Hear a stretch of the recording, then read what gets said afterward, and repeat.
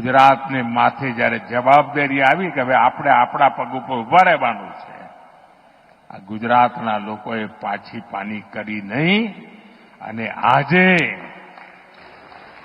તમારી પાસે શું છે કહેનારાઓને, અમારી પાસે ડાયમંડ નથી ભાઈ, એકે ડાયમંડની ખાણ નથી, પણ દુનિયામાં 10માંથી 9 ડાયમંડ મારી ગુજરાતની ધરતી પરથી આગળ વધતા હોય છે.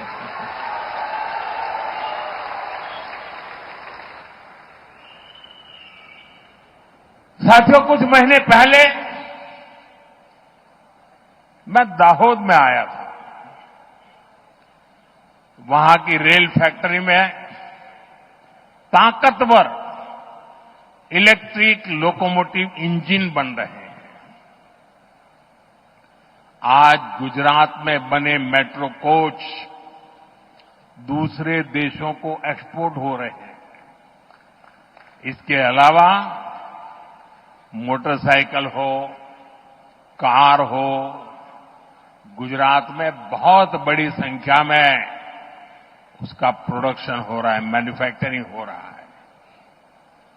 देश और दुनिया की बड़ी बड़ी कंपनियां यहां फैक्ट्रियां लगा रही है. गुजरात में हवाई जहाज के अलग अलग पार्ट्स बनाने और उनके एक्सपोर्ट का काम पहले से ही चल रहा था. अब बड़ौदा में ट्रांसपोर्ट एयरक्राफ्ट भी बनाने का काम शुरू हुआ है.